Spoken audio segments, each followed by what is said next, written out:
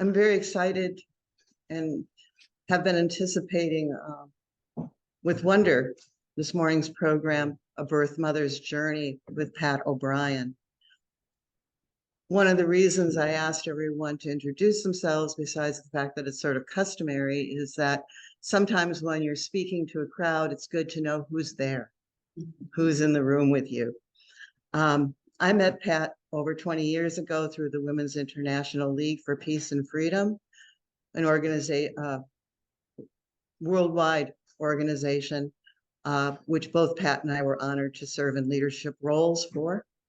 And although I've known Pat for many, many years and consider her a close friend, the story she's going to tell us today is one that I've never heard in its entirety. So please settle in and welcome Pat O'Brien.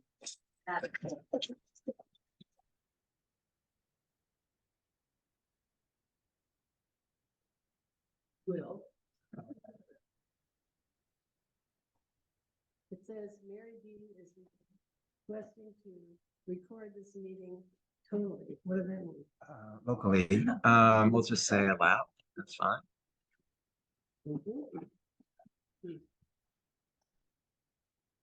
Hi, everybody. Good morning. It has been crazy stressful to put this thing together, so I hope you'll bear with me. I meant to put a timeline up, but I'll just say it. 1967, my daughter Nancy was born in Inglewood, California, and surrendered for adoption. In 1995, I finally contracted with an adoption agency and received an address to which I sent a letter. So I have this poem that I wrote about the letter.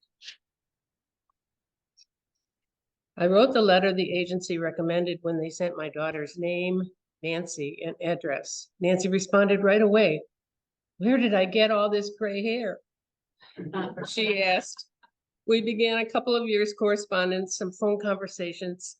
She was working as a bartender on a cruise ship, Seattle to Alaska. She had moved to Australia to live with Gus. Now, I do have a couple of other things here, but I did anyway. To live with Gus, her boyfriend and traveling companion. They bought a house together, 1997. She said they'd be traveling in Asia for a year and a half. I asked her what her itinerary was so I could write to the general post office along the way. She said she'd be 2 months in Kathmandu, and I jumped on the opportunity and said, "Oh, maybe I'll come and meet you there." She says, "Sure." And I figured, she never thought I was going to do that. But so to suggest, okay, so that's that. Now, I should probably give you some other things. So I shared the conversation with it's not doing anything. Not doing anything. I know, this is what happens every single time, right? No, that's fine. Oh, there.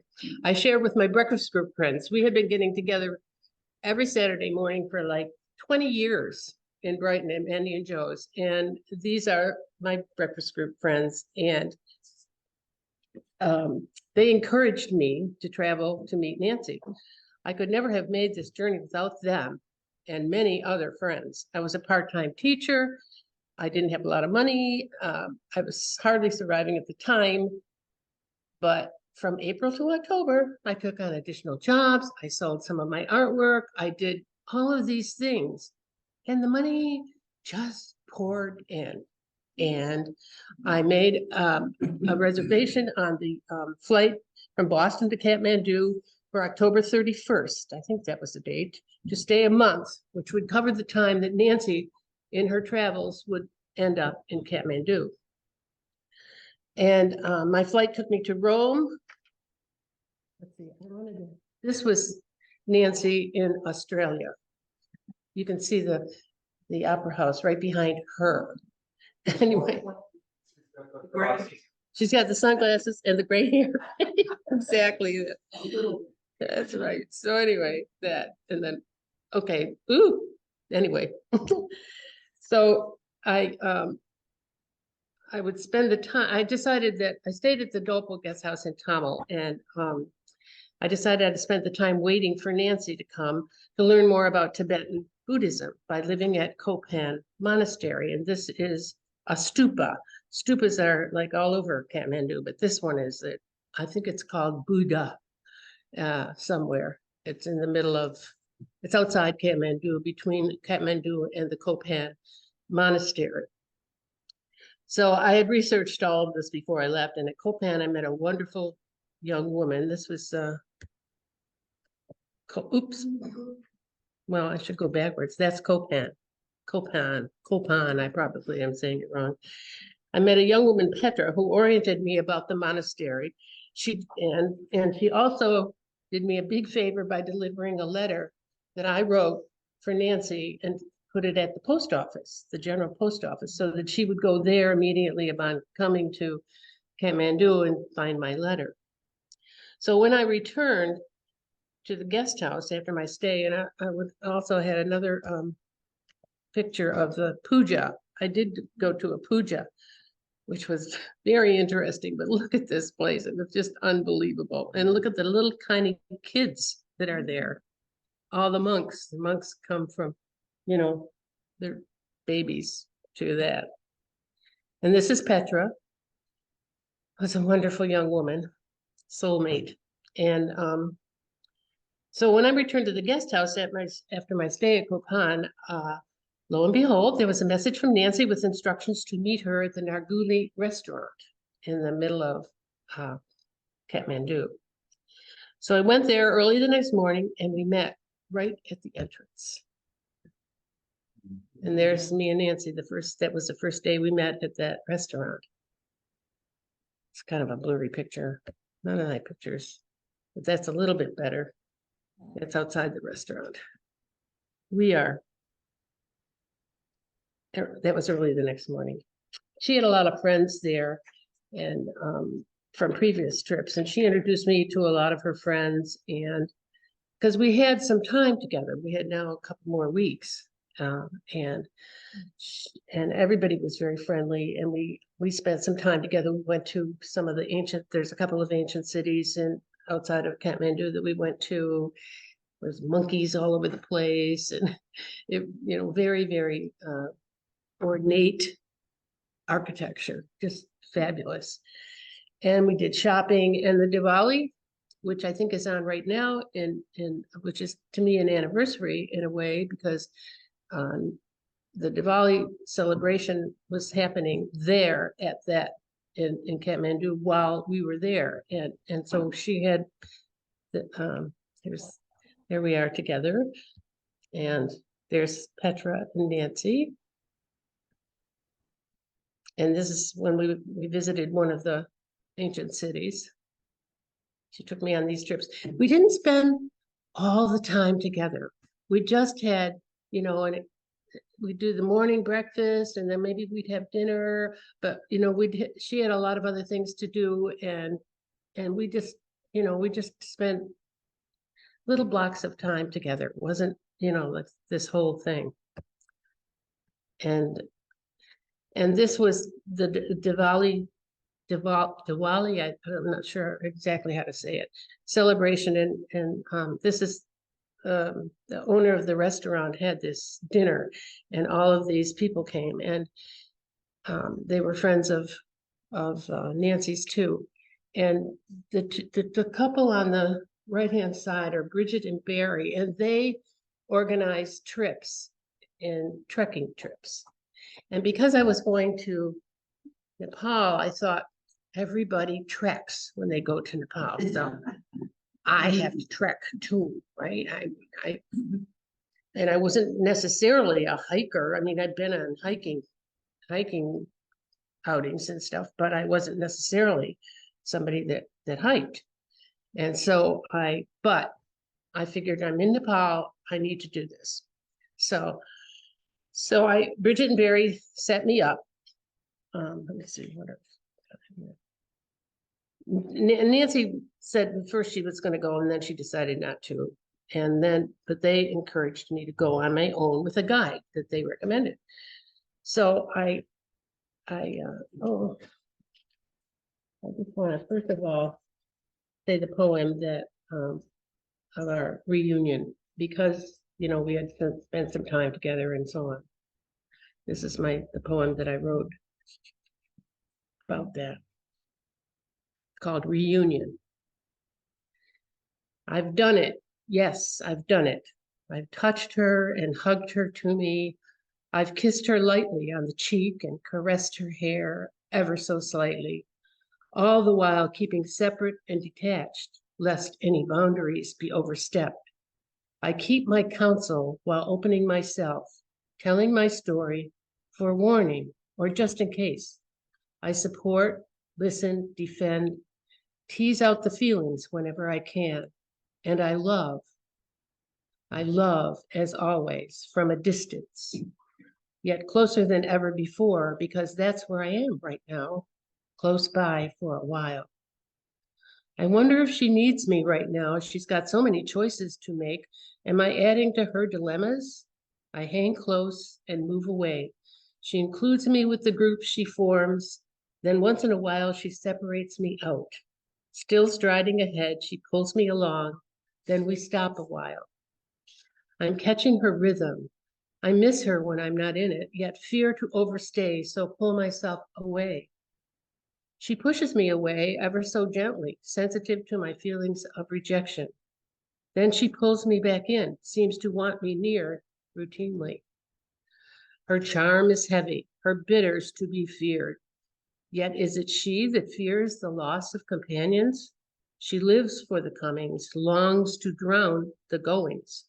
Yet she hangs in, analyzing, reanalyzing, which is her nature. Has it gone well? Been worth the effort and courage required? Oh, yes. The gaping hole is filled a little. Now we have history together. The blanket is no longer empty. The future is begun. Okay.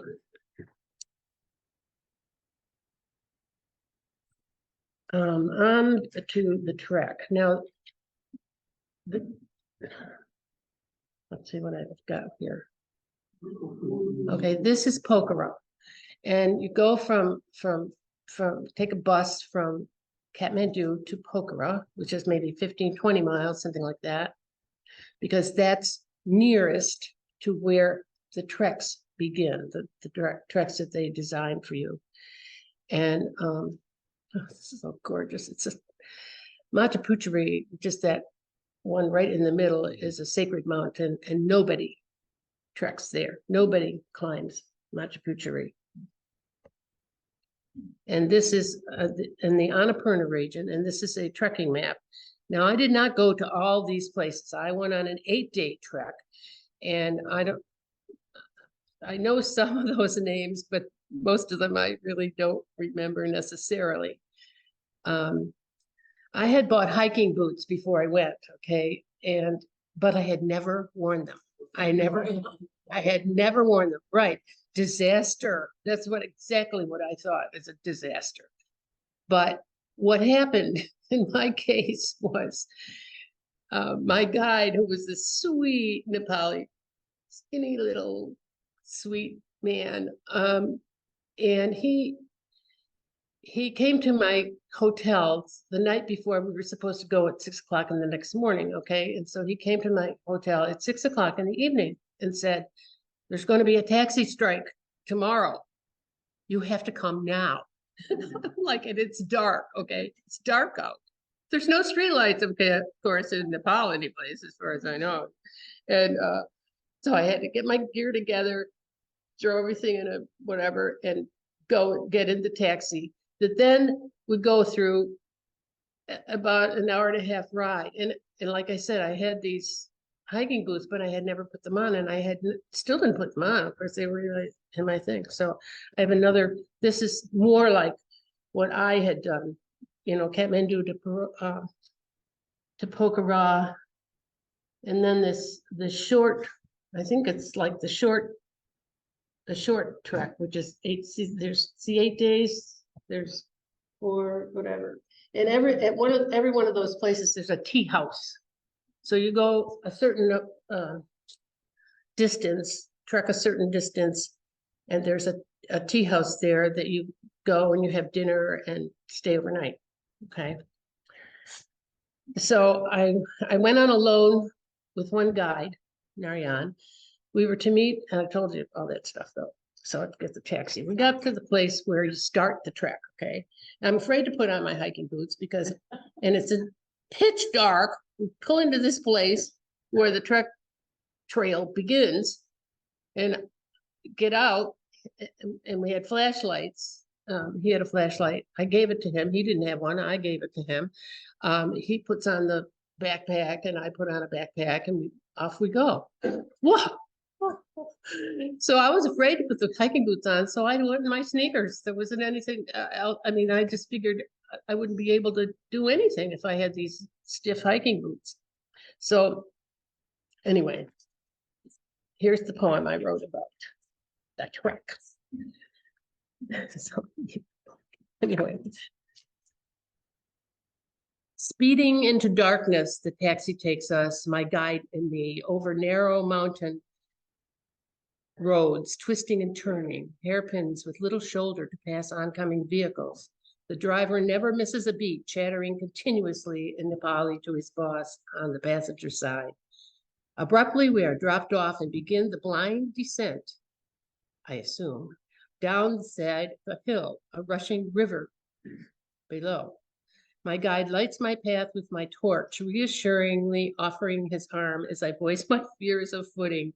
A trust exercise, I tell myself.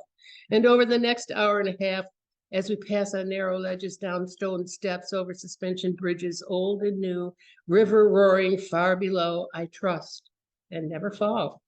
Seldom lose my footing. I learn to trust myself and him.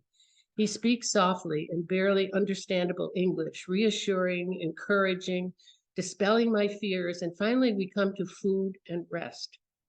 Dark, dark, and my dreams are filled with stormy seas and destruction without despair. However, looking to rebuild, I am a leader with my friends, old and new, hopeful future.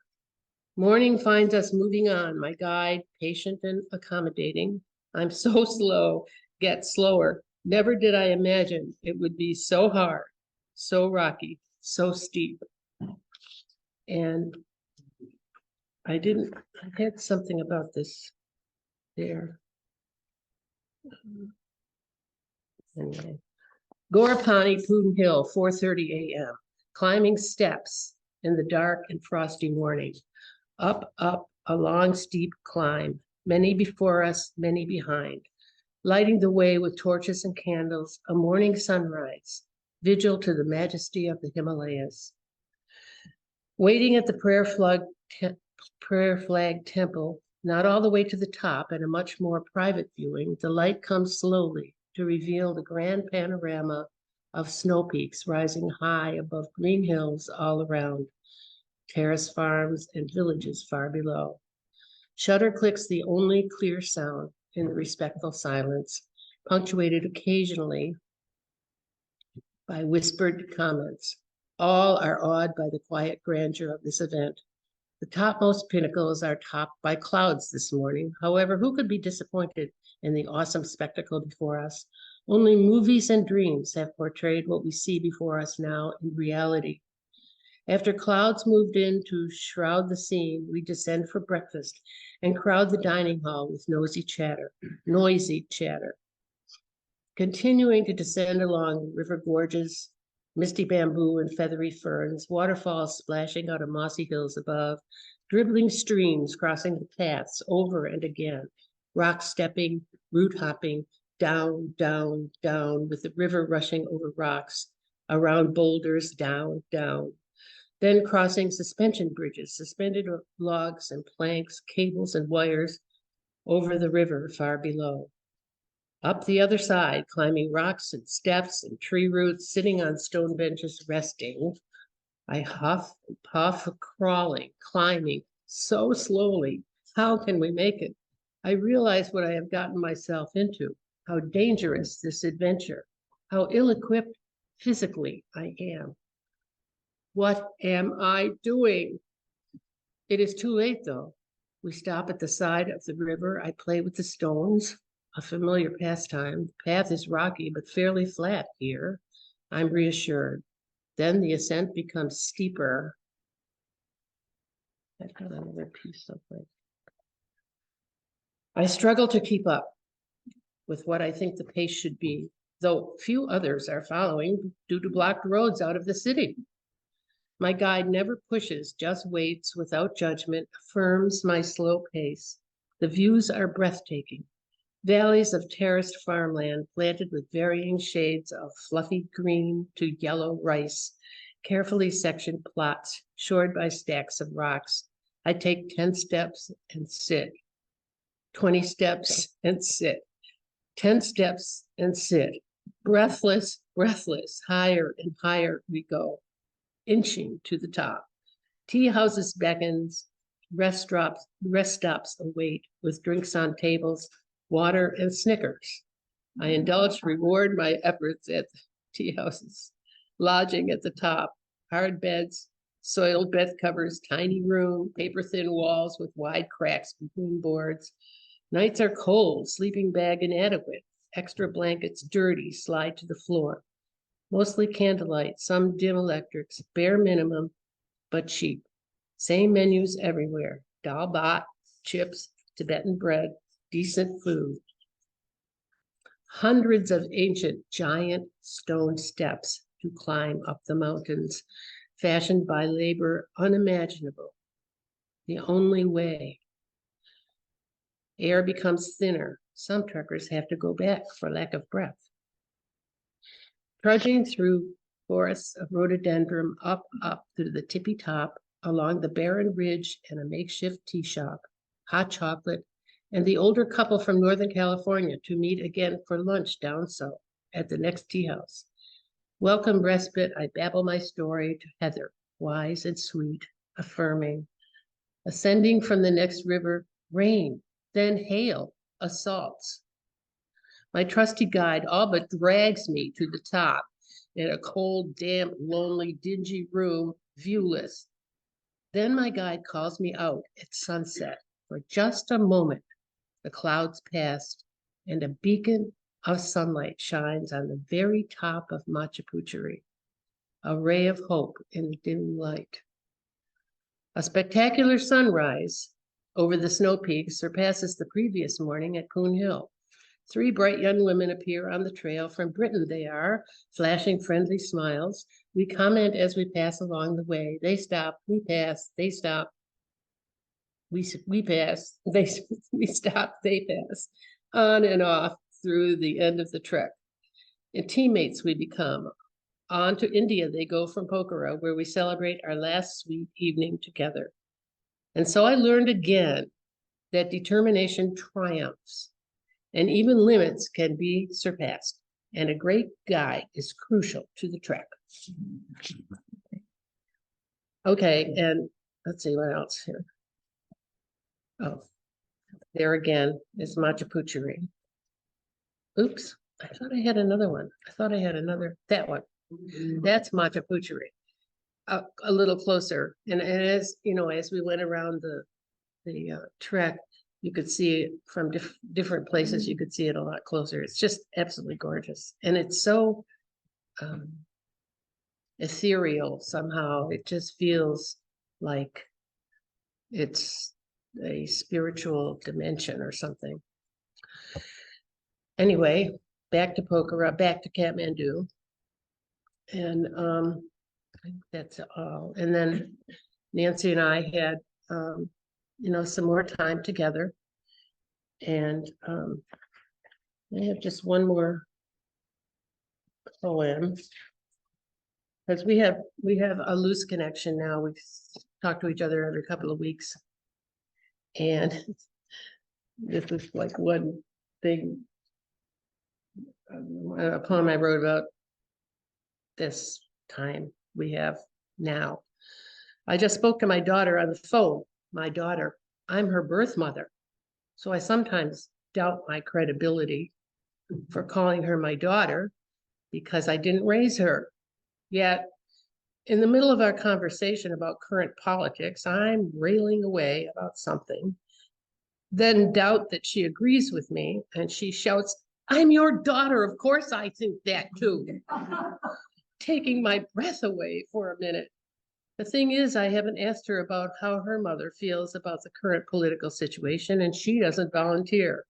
Keeps us separate, which is really the smart thing to do.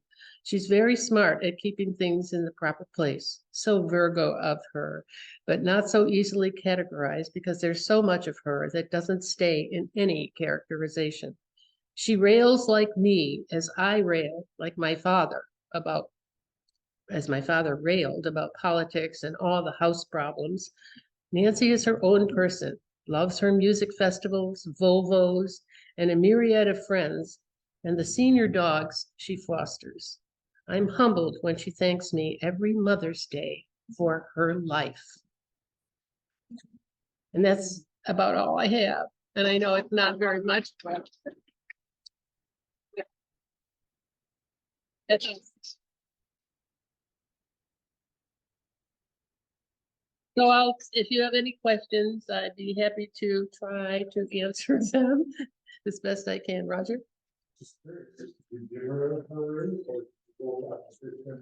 We both happen to pick similar rings, I think. I must have bought that when I was here, and she must have bought that in Kathmandu, and she probably did too. So we both have similar tastes, yeah. We do have a lot of similarities that, happen, so. Anyway, well, this was 1997, so quite a long time ago. But, it still is there. I mean, it still is like more, present in our relationship. Anybody else have any questions? Yes.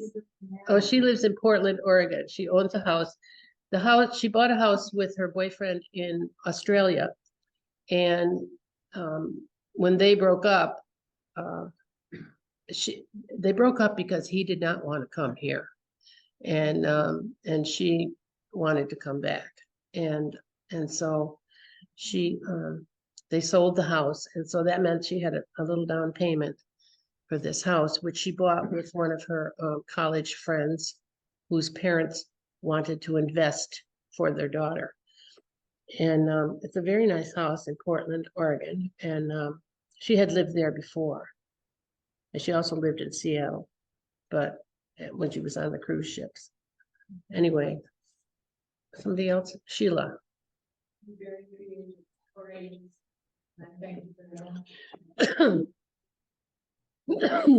Thank you. I saw LeBron. Sorry. You can edit that all. Yes, who else? Barbara. Oh, I did. The funny part of it is I did wear the boots and they fit just fine, and it never bothered me on the whole trip. Because the next day, I got them out and put them on, and they never bothered me the whole rest of the trek. And I have some. Thank you. Okay, anybody else? Somebody else had up. Yes, you. Did you ever make her doctor for a problem? No. She didn't want me to. Or she didn't. She would have been fine, but the mother didn't want to meet me. And her father died when she was 12. He was a Los Angeles firefighter. And I think he had leukemia from the fire fighting the chemicals. So that. Sue. So she never had any hesitation to welcome you right at the start of the moment. Well, we had, like I said, we had correspondence and phone calls and stuff like that before. So, it was okay when she, go ahead, Barb. She was fine with it, with the going on the trip. Yes, and the thing that she told me that her mother had asked her several times if she wanted to find me, and she didn't. And I think that's probably why the mother really didn't want to meet me, because she figured I was an invader in her space, you know, in her situation where Nancy, if Nancy had initiated the search, she would have helped her and she would have supported her. That's what Nancy told me. But I think that because I initiated it, but Nancy, you know, she was fine. She right off the bat, because she wanted to know some like health kinds of things, you know. She figured that I would be a good source for her to figure out where she got all the gray hair and that kind of thing. So, you know, she was very amenable to it. And have you ever visited, Have I ever been? have you ever visited? Oh, yes, I've been to Portland twice, I think. It was a while back, and she took me to dinner with all of her friends who just bombarded me with questions, and it was amazing. And then my brother's youngest daughter got married, must have been about 7 or 8 years ago, and I took her to the wedding. She came to Boston. She flew to Boston, and and I had a dinner at the Middle East for her and all my friends. And so she got to be, you know, the turnabout is fair play. And so and then we drove from Boston to Buffalo, where my brother's lives and the wedding was. So she got to meet everybody in my family, 200 people at the wedding. So, but she's very good at, you know, she's very personable and easily, but of course, it was kind of shocking to my family, you know, who had never heard of her, who never knew about the whole situation. So, because the minute I found I was pregnant, I ran to California and never told anybody, because I had 6 younger brothers and sisters. I couldn't bring a baby back home to that in an Irish Catholic family. It was like, you know, not good. So anyway, that's another whole thing.